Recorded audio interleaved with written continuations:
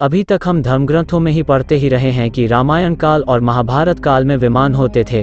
पुष्पक विमान के बारे में भी हम सब ने पढ़ा है, लेकिन हाल ही में एक सनसनीखेज जानकारी सामने आई है।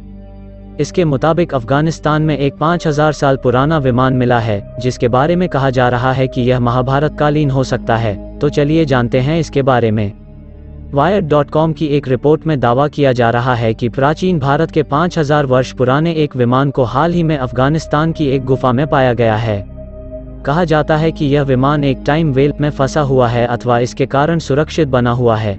यहाँ इस बात का उल्लेख करना समुचित होगा कि टाइम वेल इलेक्ट्रोमैग्नेटिक शॉकवेव से सुरक्षित क्षेत्र होता है और इस कारण से इस विमान के पास जाने की चेष्टा करने वाला कोई भी व्यक्ति इसके प्रभाव के कारण गायब या अदृश्य हो जाता है। कहा जा रहा है कि यह विमान महाभारत काल का है और इसके आकार प्रकार का विवरण महाभारत और अन्य प्राचीन ग्रंथों में किया गया है। इस कारण से इसे गुफा से निकालने की कोशिश करने वाले कई सील कमांडो गायब हो गए हैं या फिर मारे गए हैं। रशियन फॉरेन इंटेलिजेंस सर्विस का कहना है कि यह महाभारत कालीन विमान है और जब इसका इंजन शुरू होता है तो इससे बहुत सारा प्रकाश निकलता है। इस एजेंसी ने 21 दिसंबर 2010 को इस आशय की रिपोर्ट अपनी सरकार को पेश की थी।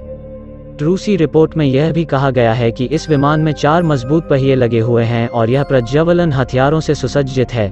इसके द्वारा अन्य घातक हथियारों का भी इस्तेमाल किया जाता है और जब इन्हें किसी लक्ष्य पर केंद्रित कर प्रक्षेपित किया जाता है तो ये अपनी शक्ति के साथ लक्ष्य को भस्म कर देते हैं। ऐसा माना जा रहा है कि यह प्रागैतिहासिक मिसाइलों से संबंधित विवरण है। अमेरिकी सेना के वैज्ञानिकों का भी कहना है कि जब सेना के कमांडो इसे निकालने का प्रयास कर रहे थे तभी इसका टाइम वेल सक्रिय हो गया और इसके सक्रिय होते ही 8 सील कमांडो गायब हैं। वैज्ञानिकों का कहना है कि यह टाइम वेल सर्पिलाकार में आकाशगंगा की तरह होता है और इसके संपर्क में आते ही सभी जीवित प्राणियों का अस्तित्व इस तरह समाप्त हो जाता है मानो कि वे मौके पर मौजूद ही नहीं रहे हों। SVR रिपोर्ट का कहना है कि यह क्षेत्र 5 अगस्त को पुनः एक बार सक्रिय हो गया था और इसके परिणामस्वरूप 40 सिपाही और प्रशिक्षित जर्मन शेपर्ड डॉग्स इसकी चपेट में आ गए थे। संस्कृत भाषा में विमान केवल उड़ने वाला वाहन ही नहीं होता है, वरन इसके कई अर्थ हो सकते हैं। यह किसी मंदिर या महल के आकार में भी हो सकता है। ऐसा भी दावा किया जाता है कि कुछ एक वर्ष पहले ही चीनियों ने लासा, तिब्बत में संस्कृत में लिखे कुछ दस्तावेजों का पता लगाया था और बाद में इन्हें ट्रांसलेशन के लिए चंडीगढ़ विश्वविद्यालय में भेजा गया था।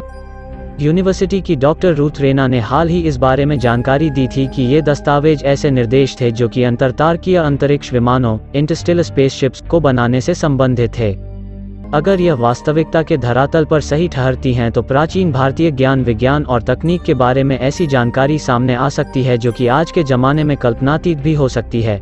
ऐसे ही ज्ञानवर्धक और एडवेंचर से भरे वीडियोस देखने के लिए हमारे चैनल को सब्सक्राइब जरूर करें और बेल आइकन दबाना ना भूलें। धन्यवाद। जय श्री राम।